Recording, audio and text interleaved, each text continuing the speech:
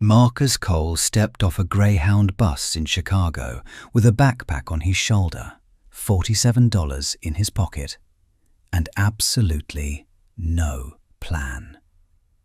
Most people would call that rock bottom. Marcus called it a fresh start. For 5 years, Marcus worked the floor of a metal parts factory in a small town in Ohio. Same shift, same noise, same $15 lunch at the diner across the street.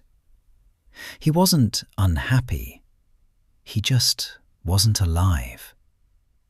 Then the factory closed. A letter in the mail, 30 days' notice. His girlfriend left 2 weeks later, not because of the job, that's what she said, but they both knew the truth. He moved back into his mother's spare room at 28 years old. He told himself it was temporary. 3 months passed. One night, sitting on the edge of the bed, staring at the same wall he stared at as a kid, Marcus made a decision. He didn't Google best cities to move to. He didn't make a pros and cons list. He bought a one-way bus ticket to Chicago, the first big city that came to mind, for $41. That left him $6 for snacks on the way. He didn't know anyone there. He didn't have a job lined up. He didn't have a plan B. He just knew that staying meant dying slowly. And Marcus wasn't ready to die. The city didn't welcome Marcus. Cities don't do that. He arrived at 6 a.m. with no place to go. He walked. For 3 hours he just walked. Past coffee shops, construction sites, dog walkers, people in suits who all seemed to know exactly where they were going. Marcus had nowhere to go, so he went everywhere. That first night he sat in a McDonald's on Michigan Avenue until 2 a.m. He ordered a small coffee and made it last 4 hours. The staff knew. They didn't say anything. He slept on a bench near the river for 3 hours. When the sun came up, he washed his face in a public restroom and told himself, "Okay, day 2, let's go." He spent the entire next morning walking into restaurants, cafes, and stores asking for work. Any work. He was turned down 11 times. Some were polite. Some didn't even look up from their phones.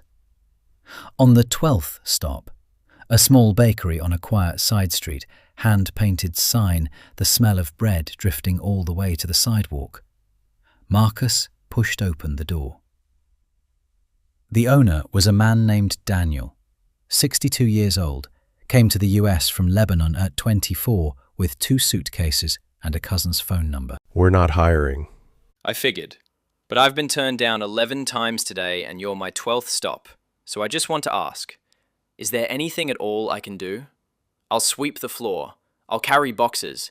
I just need a foot in the door somewhere. "You eat breakfast?" Not today. "Sit down." Daniel couldn't pay him. He was clear about that. His bakery barely covered his own rent. But he made Marcus an offer. "I open at 5 in the morning. It's a lot for one person. If you show up at 5, I'll feed you breakfast. That's all I can do." Marcus showed up the next morning at 4:58. And the morning after that. And the morning after that. He didn't get paid. He carried flour bags, wiped down counters, restocked shelves, and learned how the espresso machine worked. Every morning, Daniel fed him. Every afternoon, Marcus walked the city looking for a paying job. On the 5th morning, Daniel asked him, "Why are you still here? I told you I can't pay you." I know, but this is the only place that said yes, and I'm not walking away from that. Marcus started to notice things. He noticed which customers came every day. He noticed what they ordered. He noticed when they were in a hurry, when they were stressed, when they needed someone to just hand them their coffee without making them wait. One woman came in every morning at exactly 7:52. Business casual. Always the same order. Oat milk latte, everything bagel, light cream cheese. Always looked like she was already 5 minutes late. Her name, Marcus would later learn, was Sarah. On her 4th visit, Marcus had her order ready before she reached the register. She stopped. How did you know? You come every day at 7:52. You always get the same thing.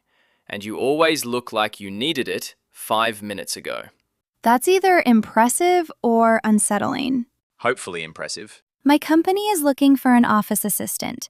No degree required, no experience required, just someone reliable and observant. I think you might be exactly what we're looking for. If you're interested, call that number. She came back at noon, without a coffee order. She placed a business card on the counter. You gonna call? Yeah, after my shift. You don't have a shift. I don't pay you. After I'm done here. Marcus called that afternoon. He had an interview 2 days later. He borrowed an iron from a woman at the hostel he'd finally been able to afford. $17 a night, shared room, 6 strangers. He pressed his one good shirt and showed up 12 minutes early. The interview lasted 20 minutes. Sarah was there. So was her manager. They asked him about his experience.